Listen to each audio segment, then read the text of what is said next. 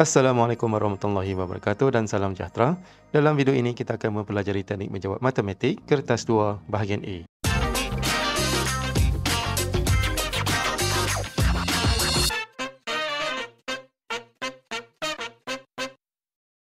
Di dalam bahagian A, markah yang diperuntukkan adalah 40 markah dan terdapat 10 soalan. Mari kita lihat soalan kita yang pertama. Diberi set semester R kesatuan S kesatuan T dengan keadaan set semester terdiri daripada X iaitu 10 sehingga 25. Kemudian set R ialah nombor gandaan 5. S adalah set nombor ganjil dan set T adalah nombor dengan keadaan hasil tambah 2 digitnya lebih daripada 6. Soalan A, loraikan set R persilangan S kesatuan T. Untuk soalan ini, kita akan nomborkan tiap-tiap ruang pada rajah ini. Di sini kita letak 1, 2, 3, 4, 5, 6, 7, 8. Kita ada 8 ruang. Dan nombor ini diletak secara rawak saja. Ikutlah nak susun nombor ini macam mana pun. Kemudian terlihat soalan di dalam kurungan dulu, iaitu R persilangan S. Sini kita ambil set R. Terlihat apakah nombor yang berada di dalam set R. Iaitu terdiri daripada 2, 3, 4 dan 5. Kemudian set S. Di dalam set S kita ada nombor 3, nombor 4, nombor 6 dan nombor 7. Yang menghubungkan set R dan set S adalah operasi persilangan. Persilangan bermaksud apa yang ada dalam R ada juga dalam S. Itu nombor yang sama. Di sini adalah 3 dengan 4. Jadi jawapan di dalam kurungan adalah 3 dan 4. Seterusnya adalah set T. Nombor yang ada di dalam set T adalah 4, 5, 7 dan 8. Dan operasinya adalah U, iaitu kesatuan. Kesatuan bermaksud kita ambil semua yang ada dalam kurungan tadi, iaitu 3 dan 4 dan juga set T. Jadi jawapan akhir kita adalah terdiri daripada nombor 3, nombor 4, nombor 5, nombor 7 dan nombor 8. Jadi kita akan loraikan kawasan 3, 4, 5, 7 dan 8. Dan kawasan itu berada di sini. Kita lihat pula soalan bahagian B. Senaraikan semua unsur bagi set R kesatuan S kesatuan T, kemudian pelengkap. Untuk menjawab soalan ini, kita perlu senaraikan semua unsur-unsur yang ada di dalam set masing-masing. Pertama sekali adalah set yang paling besar di sini, iaitu set semester.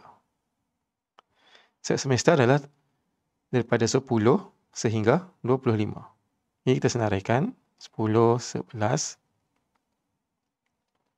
14, 15, 16, 17, 18, 19, 20, 21, 22, 23, 24 dan 25.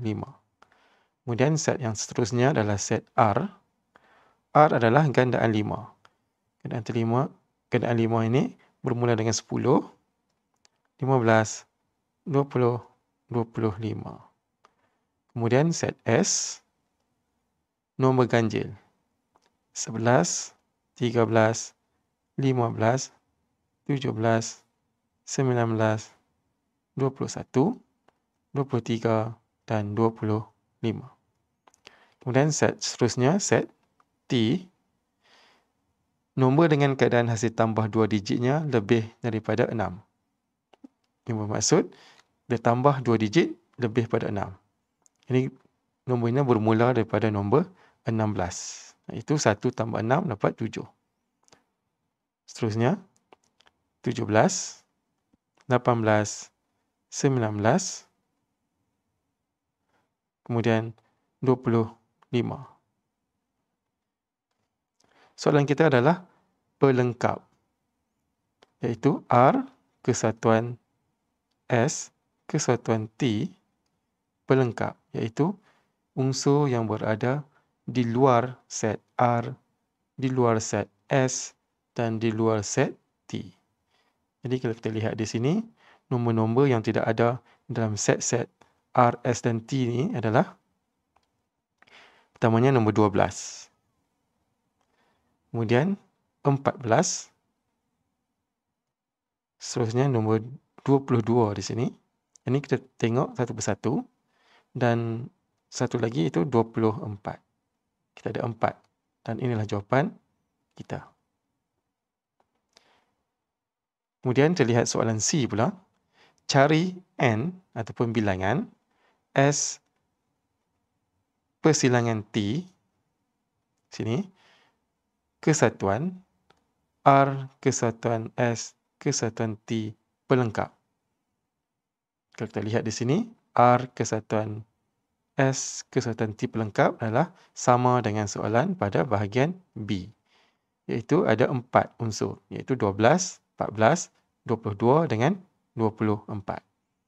Okey, sekarang ni kita kena cari S persilangan T. Set S persilangan T terlihat pada soalan B tadi kita ada senaraikan. Unsur yang berada dalam S dan dalam masa yang sama ada juga di dalam T. Kalau kita lihat di sini nombor 17, kemudian ada nombor 19 dan 25. Jadi kita buat senarai di sini 17, 19 dan 25. Soalan ini menanyakan tentang bilangan. Okey. Dan operasinya adalah kesatuan U di sini. Jadi kesatuan dengan R kesatuan S kesatuan T ini. Jadi kita lihat nombor yang berbeza. Di sini kita ada 12, 14, 17, 19, 22 dan 24. Jadi bilangan keseluruhan berjumlah sebanyak 7. Jadi jawapan akhir kita adalah 7. Seterusnya kita lihat dari segi pemberian markah. Untuk soalan A, kita dapat 1 markah. Kemudian untuk soalan B, kita senaraikan semua unsur. Kita dapat 1 markah. Dan untuk soalan C, kita dapat 2 markah di sini. Markah keseluruhan adalah 4 markah. Kita teruskan lagi dengan melihat soalan kita yang kedua. Darjah 1 menunjukkan sekeping pizza dengan luas 38.5 cm persegi telah dipotong kepada 8 keping kecil yang sama besar. Jadi di sini pizza kita mengandaikan bentuknya adalah bentuk bulat yang sempurna lah. Okay. Soalan A, cari jejari dalam cm pizza itu. Di sini diberi pi sama dengan 22/7. Jadi kita akan guna rumus luas bulatan. Rumus untuk luas bulatan adalah pi j kuasa 2 bersamaan dengan 38.5 cm persegi. Jadi kita guna 22 darab j. J di sini kita nak cari. Kita gantikan dengan j kuasa 2 sama dengan 38.5. Kemudian kita boleh terus menggunakan kalkulator. Kita masukkan 22/7 darab. Di sini kita gantikan j dengan x. X kuasa 2. Alpha calculate. Alpha calculate ini adalah simbol sama dengan. Kemudian kita tekan 38.5. Untuk mendapatkan jawapan, kita tekan shift dan kita tekan sama dengan. Dan jawapannya kita dapat J sama dengan 3.5 cm. Seterusnya, terlihat soalan B. Cari perimeter dalam cm bagi sekeping potongan pizza tersebut. Jadi apabila kepingan pizza itu dipotong, dia akan jadi bentuk sektor. Jadi di sini ada 8 bahagian. Jadi setiap satu sektor itu 1/8. Kemudian kita guna rumus panjang lengkok, iaitu 2 pi j. 2 darab pi dan darab j yang kita dapat tadi 3.5. Okey, ini kita akan dapat panjang lengkok saja. Kerana pizza akan jadi macam tu. Kita akan tambah dengan jejari kepingan pizza, iaitu 3.5 masing-masing. Jadi di sini kita tambah lagi dengan 3.5 tambah lagi dengan 3.5 untuk dapatkan perimeter. Kemudian kita terus tekan kalkulator dan kita akan dapat 9.75 cm. Dari segi pemberian markah, untuk soalan A, kita menggunakan rumus dan dapat nilai J masing-masing 1 markah. Kemudian untuk soalan bahagian B, kita menggunakan rumus yang betul dan tambah 3.5 tersebut dan dapat satu lagi dan dapat jawapan, kita dapat 1 markah dan 1 markah. Jumlah keseluruhan di sini adalah 4 markah. Kita teruskan lagi dengan melihat soalan nombor 3. Raja menunjukkan sebuah kon telah dipotong keluar daripada sebuah silinder yang berjejari 8 cm. Diberi bahawa isi padu silinder yang tinggal ialah 2,816 cm padu. Cari tinggi dalam cm silinder tersebut. Berdasarkan kepada situasi ini, kita dapat tahu bahawa diberi isi padu yang tinggal. Bermaksud, isi padu silinder tolak dengan isi padu kon. Dapat 2,816. Kita akan guna rumus silinder dan rumus kon yang diberi di dalam soalan. Iaitu pi J02 itu 802 darab dengan tinggi. Tinggi di sini digantikan dengan T ataupun X pun boleh. Ini adalah rumus silinder. Kemudian tolak dengan kon.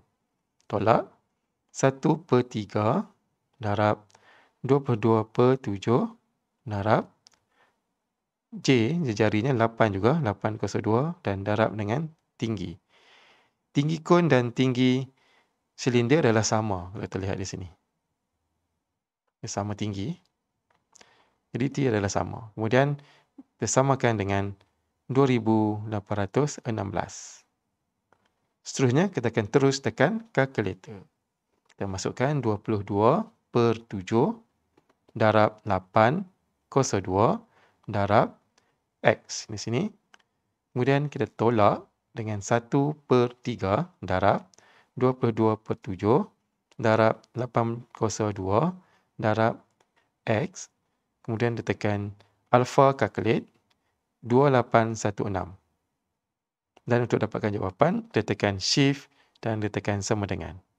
Dan kita akan dapat nilai T sama dengan 21 cm.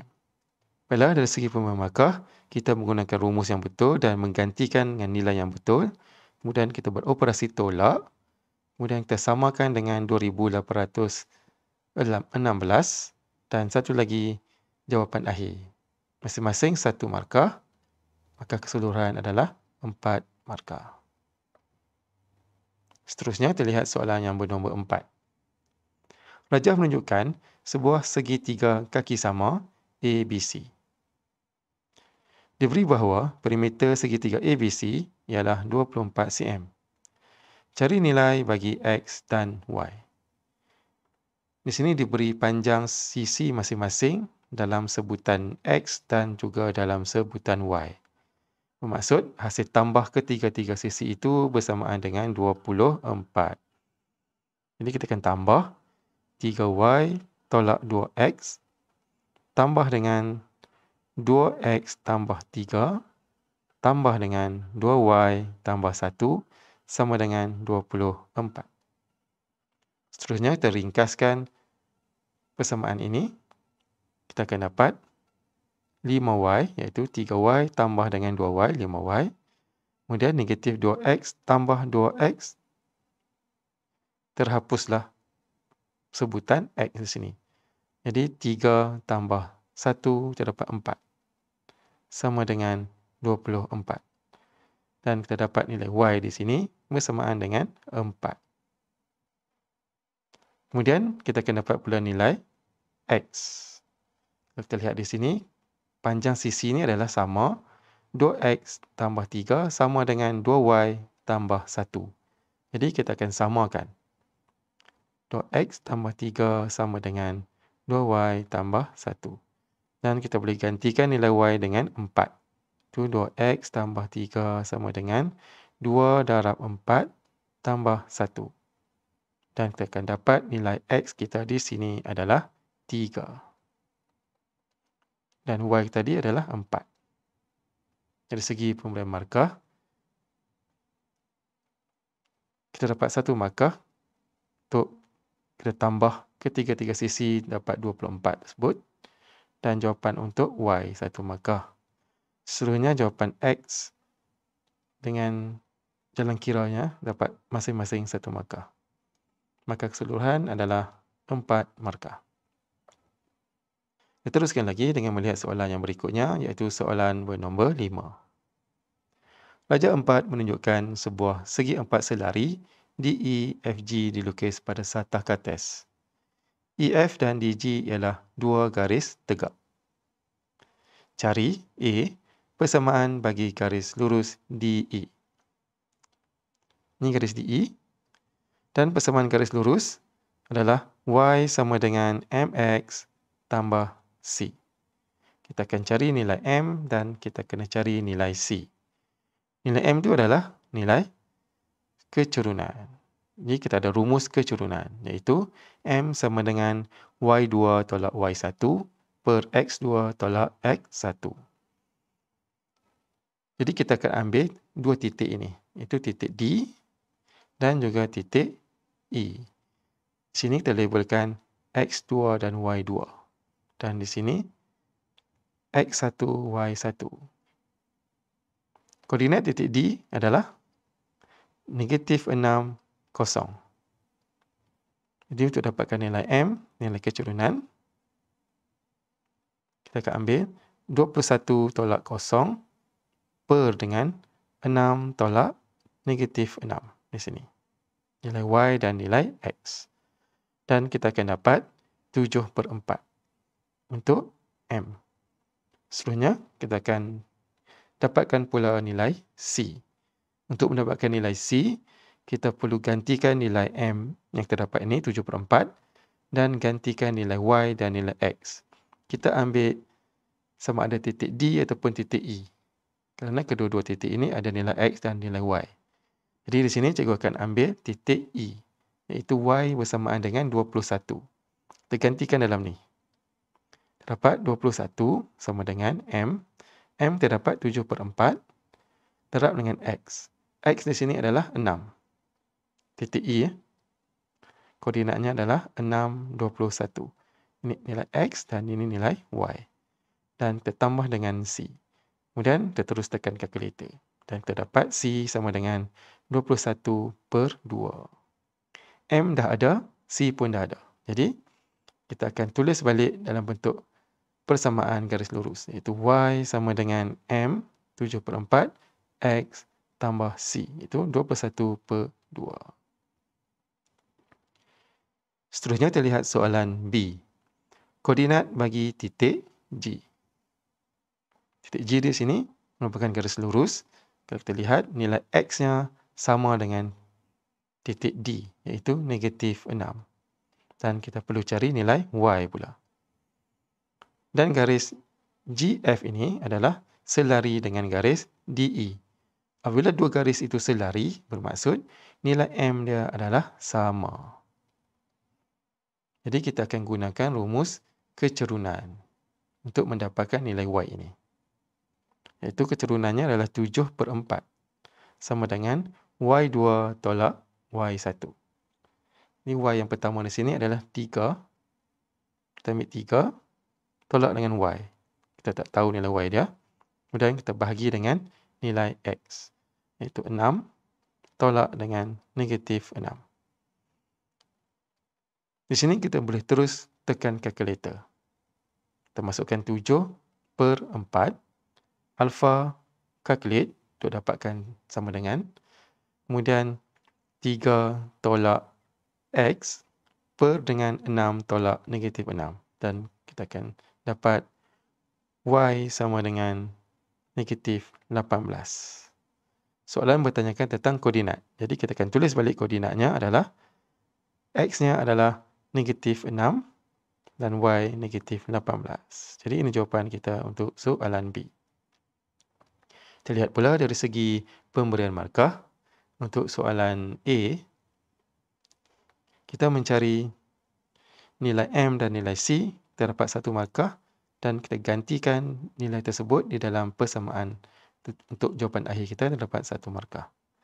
Untuk soalan B, Langkah pengiraan terdapat 1 markah dan jawapan akhir terdapat 1 markah. Dan markah keseluruhannya adalah 4 markah. Baiklah, seterusnya terlihat soalan yang bernombor 6. Rajah menunjukkan graf jarak masa bagi perjalanan Imran ke rumah ibu bapanya dengan menaiki kereta. Soalan A. Nyatakan tempoh masa dalam minit kereta Imran berhenti. Kalau kita lihat di sini, ini adalah graf jarak lawan masa. Untuk kereta berhenti bermaksud graf kita dalam keadaan mendatar, iaitu berada di sini. Tempohnya dari 45 minit, tempohnya dari minit ke 45 sehingga 75. Jadi untuk soalan A, kita ambil 75 tolak dengan 45. Dan terdapat nilainya adalah 30 minit. 30 minit kereta Imran berhenti. Seterusnya terlihat soalan B. Jika Imran bertolak pada pukul 8 pagi dari rumahnya, pukul berapakah Imran akan sampai ke rumah ibu bapanya? Terlihat pada graf. Ini adalah permulaan bagi Imran dan ini adalah destinasi akhir Imran. Iaitu dia mengambil masa selama 115 minit. Dan dia bermula bertolak pada pukul 8. Jadi kita akan ambil pukul 8 pagi tambah dengan 115 minit. Itu pukul 8 pagi tambah dengan 115 minit, kita akan tukar dalam unit jam dan juga minit. Kita akan dapat 1 jam 55 minit. Dan kita tambah, terdapat 9.55 minit pagi. Imran tiba di rumah ibu bapanya. Terlihat soalan C pula. Hitung laju purata dalam kilometer per jam bagi keseluruhan perjalanan Imran. Untuk mencari laju ataupun laju purata, kita akan ambil jumlah keseluruhan perjalanan, jaraknya, bahagi dengan masa dalam unit jam. Jarak yang dilalui oleh Imran adalah 160. 160 bahagi dengan masa 115. Kemudian kita tukar kepada unit jam. Kita bahagi dengan 60. Dan kita terus tekan kalkulator. Kita akan dapat 83.48 km per jam. Terlihat pula dari segi pemberian markah. Untuk soalan A, terdapat 1 markah. Untuk soalan B, juga 1 markah. Dan untuk soalan C, langkah pengiraan dan juga jawapan akhir. Masing-masing 1 markah, 1 markah. Dan markah keseluruhan di sini adalah 4 markah. Teruskan lagi dengan melihat soalan kita yang berikutnya, iaitu soalan bernombor 7. Pendapatan aktif bulanan dan pendapatan pasif bulanan bagi Fatimah masing-masing ialah RM2,800 dan RM600. Fatimah perlu membayar sebanyak RM1,800 untuk perbelanjaan tetap dan berbelanja sebanyak RM500 untuk perbelanjaan tidak tetap setiap bulan. Soalan A, hitung aliran tunai bulanan Fatimah. Untuk mencari aliran tunai, kita akan ambil jumlah pendapatan tolak dengan jumlah perbelanjaan. Jadi di sini ada 2 jenis pendapatan, iaitu pendapatan aktif dan pasif. Iaitu 2,800 kita tambah dengan 600. Dan kita tolak dengan perbelanjaan Fatimah. Perbelanjaan tetap adalah 1,800 dan perbelanjaan tidak tetap tolak lagi 500. Dan kita akan dapat jawapannya adalah RM1,100. Ini adalah aliran tunai positif. Seterusnya terlihat soalan B. Sekiranya perbelanjaan tidak tetap Fatimah meningkat sebanyak 50% dan perbelanjaan tetapnya meningkat 60%. Terangkan kesan peningkatan perbelanjaan terhadap aliran tunai. Baiklah, kali ini perbelanjaan Fatimah meningkat. Untuk perbelanjaan tidak tetap meningkat sebanyak 50% daripada RM500. Jadi kita akan kira 150 per 100. Dan kita darabkan dengan 500. Sebab ada peningkatan sebanyak 50%. Dan kita akan dapat jumlah baru untuk perbelanjaan tidak tetapnya menjadi RM750. Kemudian kita kira pula untuk perbelanjaan tetap meningkat 60%, akan jadi 160% daripada 1,800. Dan kita akan dapat perbelanjaan tetapnya meningkat kepada RM2,880. Kemudian kita akan kira aliran tunainya. Sama seperti soalan A tadi, iaitu 2,800 pendapatan tetap tambah dengan pendapatan tak tetap, tolak dengan perbelanjaan yang baru, 750 dan tolak lagi dengan 2,880. Dan kita dapati bahawa nilainya adalah negatif RM230. Jadi apakah kesan perbelanjaan terhadap aliran tunainya? Kita dapati bahawa aliran tunai Fatimah menjadi negatif. Jadi kita tulis sikit di sini. Aliran tunai menjadi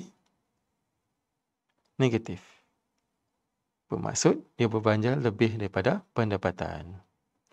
Kita lihat dari segi pemberian markah untuk soalan A, langkah pengiraan 1 markah dan jawapan akhir 1 markah.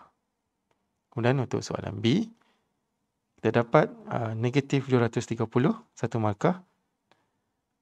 Kita terangkan kesannya, dapat 1 lagi markah. Maka keseluruhannya adalah 4 markah. Kita teruskan lagi dengan melihat soalan kita yang nombor 8.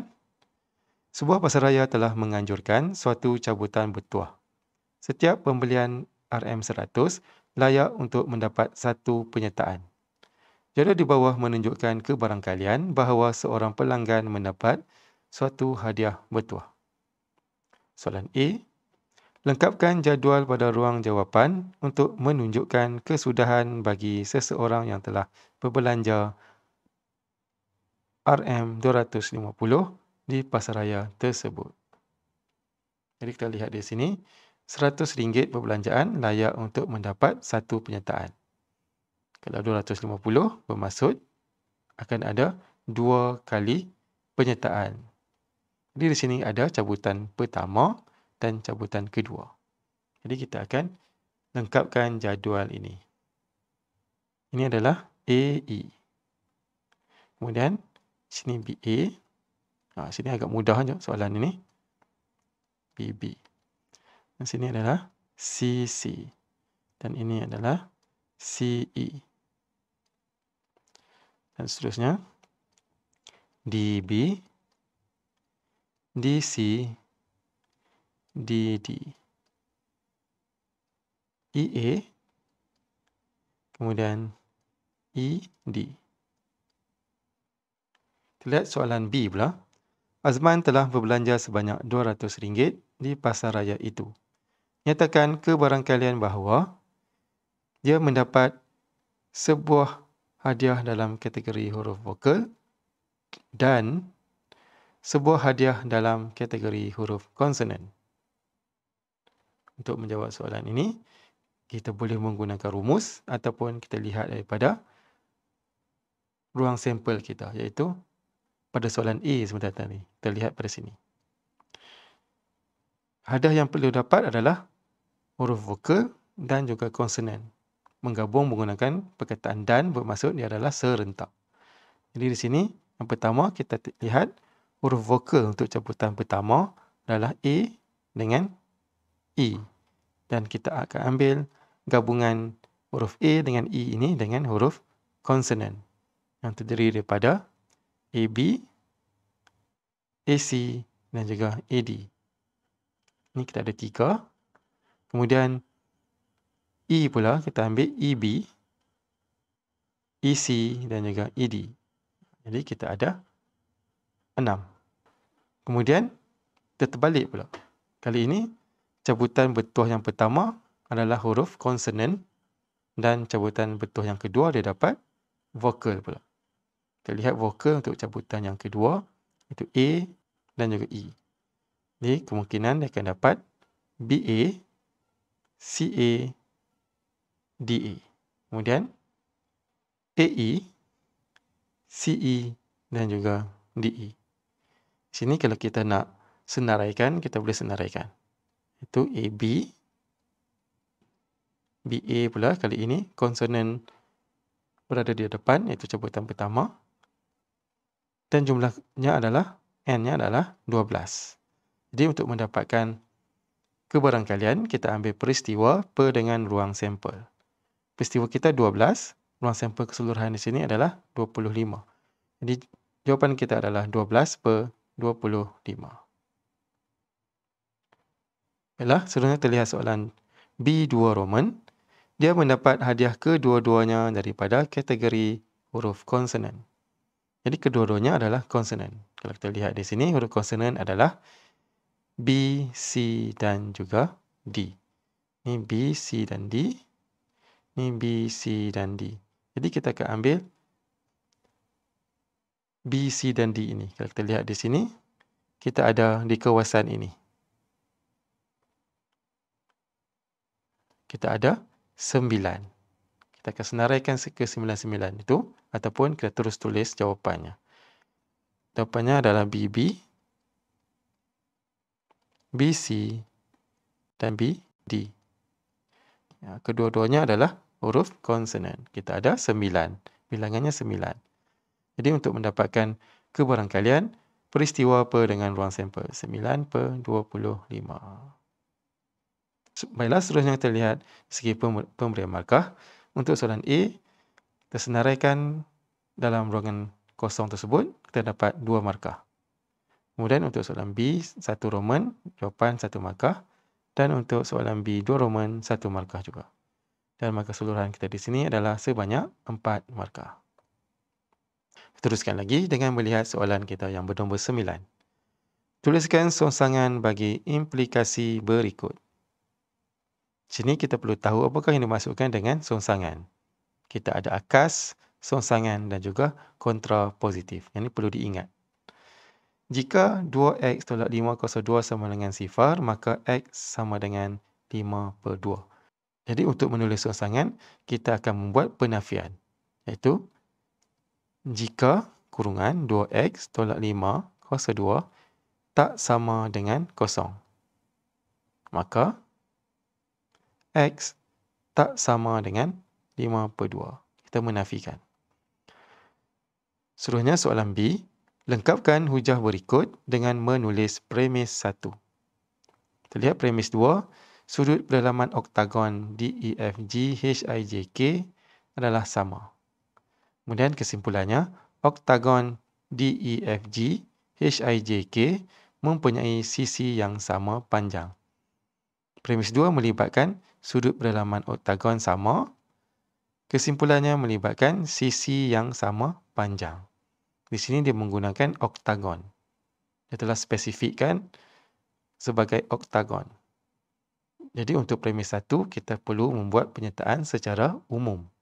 Oktagon ini adalah merupakan sejenis poligon. Jadi kita akan tulis,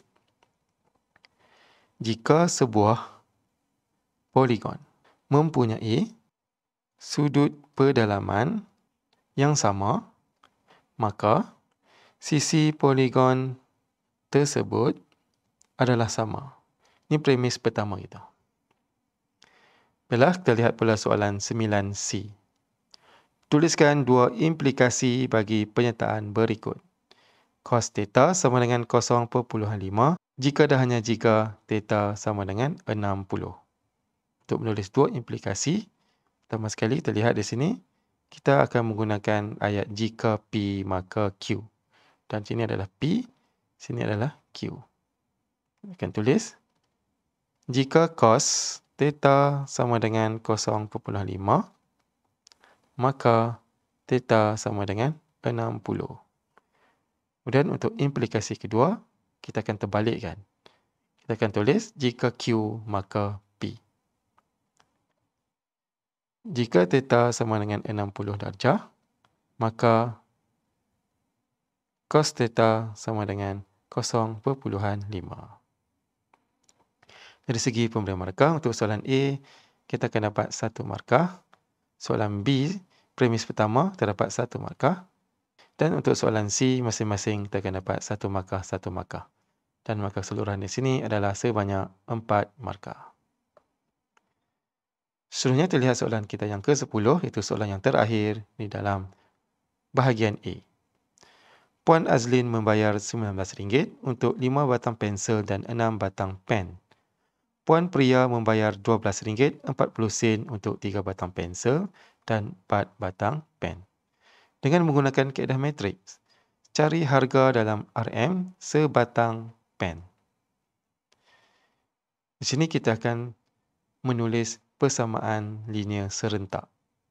Pertama, melibatkan Puan Azlin membayar RM19 untuk 5 batang pensel dan 6 batang pen. Jadi untuk pensel, kita akan gantikan dengan huruf X dan pen gantikan dengan huruf Y. Jadi di sini kita akan tulis 5X tambah 6Y sama dengan 19. Ini adalah persamaan kita yang pertama. Untuk persamaan yang kedua adalah pada Puan Pria. RM12.40 untuk 3 batang pensel dan 4 batang pen. 3X tambah 4Y sama dengan 12.4. Kemudian kita akan tukarkan persamaan linear serentak ini ke dalam bentuk matriks. 5, 6, 3, 4 darab dengan XY sama dengan 19 dan 12.4, tutup kurungan. Dan untuk mendapatkan nilai X dan nilai Y, kita akan songsangkan matriks 5, 6, 3, 4 ini. Menggunakan rumus songsang, 1 per AD tolak BC. A-nya adalah 5 darab dengan 4D. Kemudian tolak dengan B, 6 darab dengan C, iaitu 3. Kemudian kita akan A dengan D bertukar tempat, 4 berada di atas, 5 berada di bawah. Kemudian B dengan C, kita akan letak tanda negatif. Kita dapat negatif 6 dan negatif 3. Dan didarabkan dengan 19 dan 12.4. Sampai di sini kita boleh terus menggunakan kalkulator. Kita akan menggunakan menu. Kita tekan menu, kita ambil A, iaitu equation dan juga function. Kemudian kita tekan 1 untuk simultaneous equation. Kemudian untuk unknowns, di sini kita akan pilih 2. Kita ada 2 pun boleh ubah, itu X dan Y. Kita tekan 2. Kemudian di sini kita akan masukkan data. Baris pertama itu merupakan persamaan pertama. Kita akan masukkan 5 sama dengan, kemudian 6 sama dengan, dan 19 sama dengan. Kemudian baris yang kedua iaitu persamaan kita yang kedua. Masukkan 3 sama dengan, kemudian 4 sama dengan, dan 12.4 sama dengan. Kemudian untuk dapatkan jawapan, kita tekan sama dengan. Dan kita dapat nilai X yang di sini adalah 0.8 dan nilai Y yang di sini adalah 2.5. Untuk soalan ini dipertanyakan, cari harga bagi sebatang pen. Pen adalah huruf Y. Ini jawapan akhir kita. Pen sama dengan RM RM2.50. Baiklah, dari segi pemberian markah, untuk soalan ini, kita menukarkan persamaan linear serentak dalam bentuk matriks. Terdapat 1 markah. Menggunakan matriks songsang dengan menggantikan nilai yang betul, terdapat 1 markah. Dan jawapan akhir kita terdapat 2 markah. Dan markah keseluruhan di sini adalah sebanyak 4 markah. Baiklah, sampai sini saja untuk video kita pada kali ini. Sekian, terima kasih, selamat belajar dan jumpa lagi.